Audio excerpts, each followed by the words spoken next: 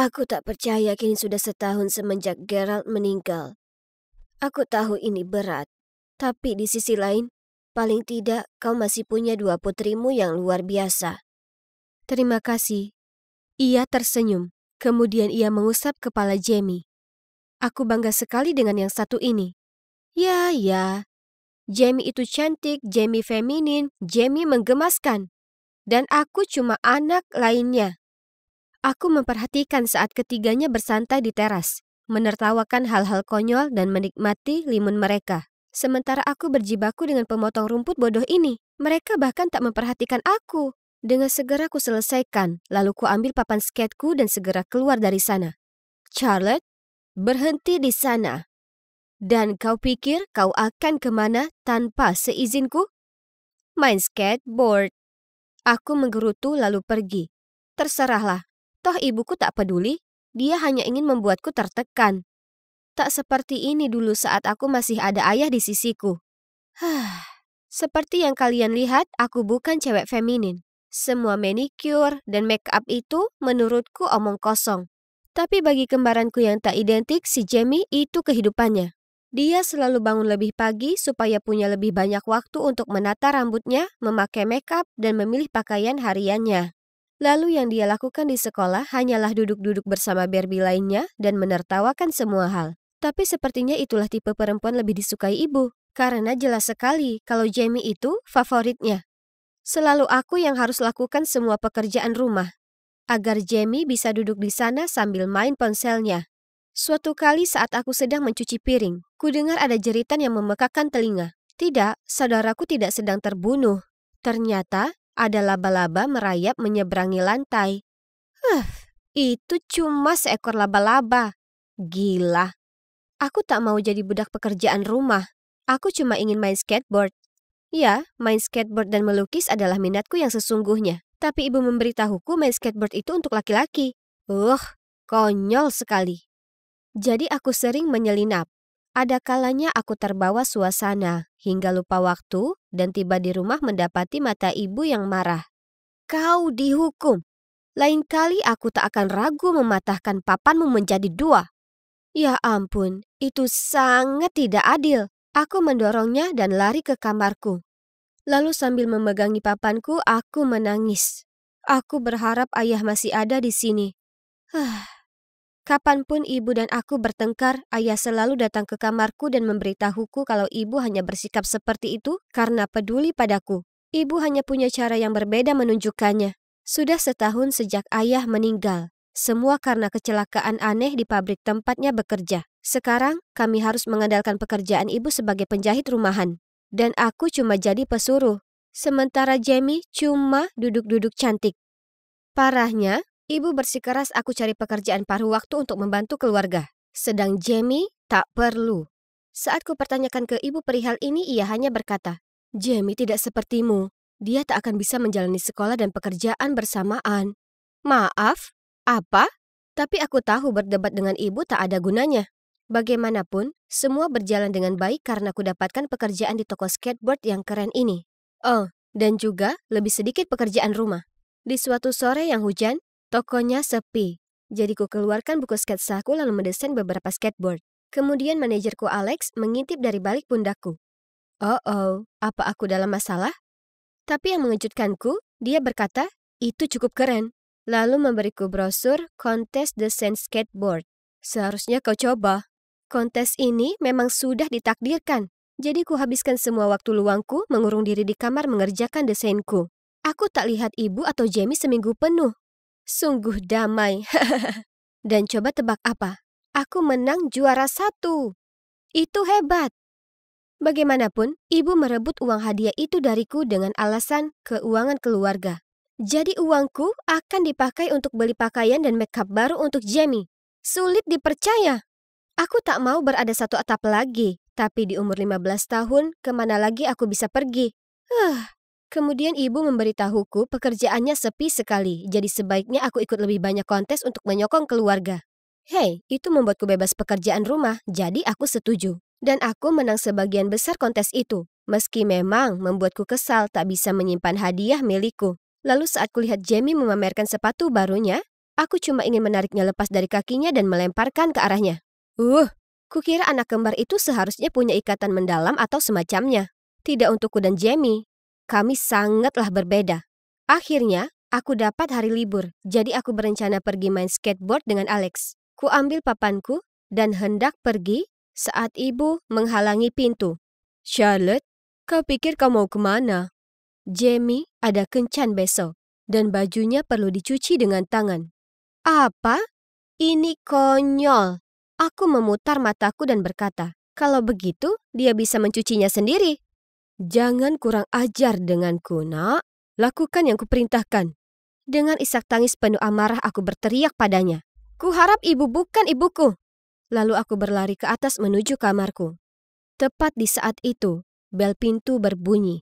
Ibu menenangkan diri, berdehem lalu membuka pintunya. Hah? Kenapa ada mobil yang sepertinya mahal ada di jalan masuk kami? Dan kenapa ada pasangan yang terlihat kaya berdiri di depan pintu? Penasaran, aku sembunyi di balik dinding untuk mencari tahu siapa mereka dan untuk apa mereka ke sini. Dari hasil mengupingku, aku tahu kalau pasangan itu adalah keluarga Barnes. Mereka baru saja pensiun dari pekerjaan mereka untuk pemerintah di Departemen Intelijen Rahasia. Ibu dan Bu Barnes adalah sahabat saat SMA. Jadi ketika mereka berdua hamil bersamaan, ibu menawarkan untuk membesarkan putri mereka seperti anaknya sendiri. Jadi mereka bisa pergi dan melakukan misi rahasia mereka. Kami berdua mengambil pensiun lebih cepat dan kami akhirnya bisa menikmati hidup. Kami sangat berterima kasih kepadamu dan Gerald karena telah merawat putri kami. Tapi kami sekarang di sini untuk menjemputnya pulang. Oh, ya Tuhan. Ternyata salah satu dari kami diadopsi. Pantas saja kami sama sekali tak mirip.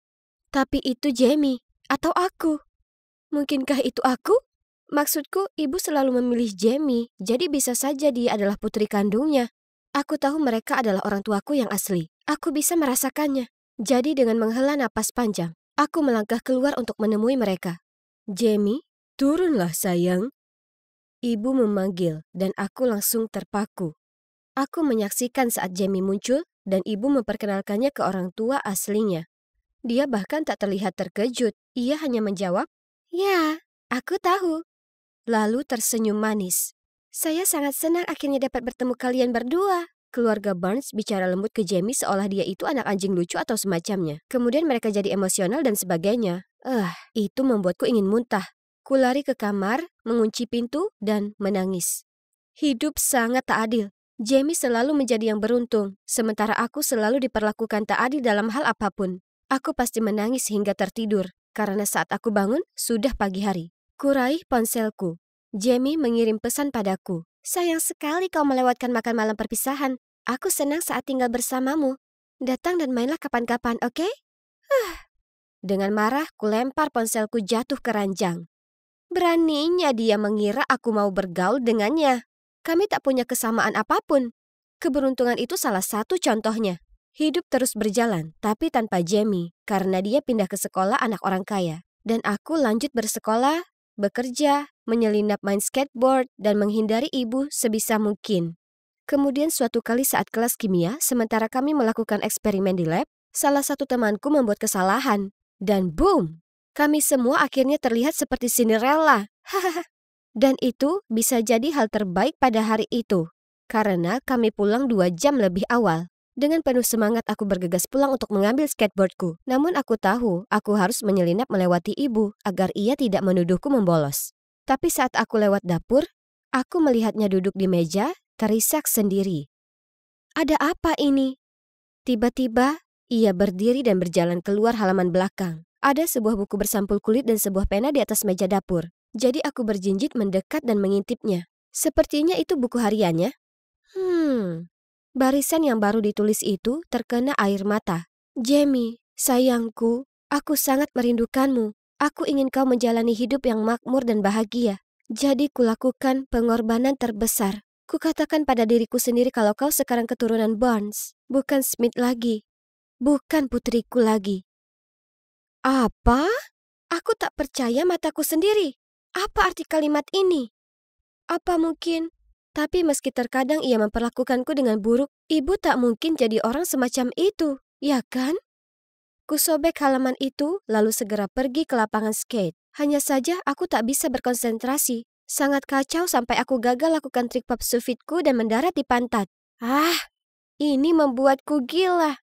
Sore itu ibu muncul di pintu kamarku dan bertanya, "Charlotte, apa yang kau lakukan sore ini?" Ku jawab, "Sudah ku bilang, aku di sekolah lalu kemudian ke lapangan skate." "Apa kau lihat buku catatanku yang bersampul kulit?" Aku merespon dengan menggelengkan kepala. "Oh, itu buku pengeluaranku. Aku tak ingat di mana meletakkannya." Dia melihat-lihat sekeliling kamarku lagi sebelum pergi. Ketika ibu sudah tak terlihat, aku langsung mengeluarkan ponselku dan mengirim pesan ke Jamie. "Jamie, aku sangat merindukanmu. Apa aku bisa datang ke rumahmu besok? Aku perlu bertemu Tuan dan Nyonya Barnes. Aku harus cari tahu apa yang terjadi sekali ini saja." Jamie menjawab dia ada kencan besoknya. Sementara aku mengetik pesan, dia mengirimiku pesan lain. "Kita tak bisa bergaul bersama. Tolong berhenti menghubungiku." Oke, itu aneh. Apa dia merasakan ada yang tak beres? Aku memeriksa profil jaringan sosialnya dan menuliskan nama sekolah barunya. Keesokan paginya, aku bolos kelas, langsung menuju ke kantor administrasi sekolah Jamie untuk menanyakan alamat keluarga Barnes. Oh, dan tentu saja, aku mengarang cerita yang meyakinkan. Jamie adalah saudaraku, namun kemudian kami tahu kalau dia ternyata adalah putri kandung keluarga Barnes. Sekarang ibuku yang membesarkan Jamie selama ini sangat sakit. Dan aku perlu bicara padanya, tapi aku tak tahu cara menghubunginya. Sempurna, dia memberiku alamat dan bahkan mendoakan agar aku berhasil. Tak ada gunanya buang-buang waktu, jadi aku berseluncur ke rumah keluarga Barnes. Saat kubunyikan belnya, bisa kurasakan jantungku seolah jungkir balik dalam dada. Aku memperkenalkan diri segera setelah mereka membuka pintu. "Hei, aku Charlotte, anak perempuan Bu Smith. Tapi aku sangat yakin kalau aku bukan Charlotte Smith, karena aku punya sesuatu untuk kutunjukkan kepada kalian." Kemudian aku memberikan ke mereka sobekan halaman dari buku harian ibu. Mereka berdua berubah pucat pasi. Dan Pak Barnes bahkan harus berpegangan pada kusen pintu untuk menstabilkan diri. Aku merasa tak enak untuk menempatkan mereka di posisi ini. Maksudku, bagaimana kalau aku salah? Jadi aku menyarankan, mari kita lakukan tes DNA untuk memastikan. Beberapa hari kemudian, keluarga Richard muncul di rumah kami dengan Jamie. Mereka membanting dua hasil tes DNA di depan ibuku. Aku mengintip ke bawah ke arah mereka. Wah, ternyata aku memang benar putri biologis keluarga Barnes. Ibu memberi pandangan tanpa ekspresi, tapi kemudian dengan suara lirih ia berkata, "Aku hanya ingin Jamie mendapatkan hidup berkecukupan dan istimewa. Dia tak setangguh Charlotte. Dia lebih butuh ini. Tolong jangan salahkan dia. Dia tak tahu apapun soal ini." Lalu ia memeluk Jamie dan menangis. Tuan dan Nyonya Barnes tampak terkejut. Akhirnya, Pak Barnes berhasil mencari kata yang tepat untuk diucapkan. "Jamie juga seperti anak perempuan kami sekarang. Kami akan menjaganya seperti yang Anda lakukan ke putri kami. Tapi tolong, menjauhlah dari kami." Dia menarik Jamie menjauh dari ibu dan menuntunnya keluar dari rumah. Bu Barnes memelukku saat ia mulai menangis. Kudapati diriku juga demikian. Yang sedang memelukku ini adalah ibuku yang sesungguhnya. Wah, ini sangat luar biasa. Aku mengemasi barangku, tapi saat aku beranjak pergi, ibuku yang lama memanggilku kembali. "Charlotte, aku punya sesuatu untuk kuberikan padamu." Kemudian ia memberiku sebuah kotak penuh dengan uang. "Ini uang hadiahmu. Aku menyimpannya untuk biaya kuliahmu. Lebih baik kau ambil lagi. Aku sangat menyesal." Pandanganku kabur karena air mata. Ayah benar. Ibu masih peduli padaku. Orang tuaku akan memaafkanmu. Lalu ibu bisa bertemu kami berdua lagi, ujarku saat aku memeluknya erat. Kemudian berbalik dan pergi. Kehidupan baru telah menanti di depanku.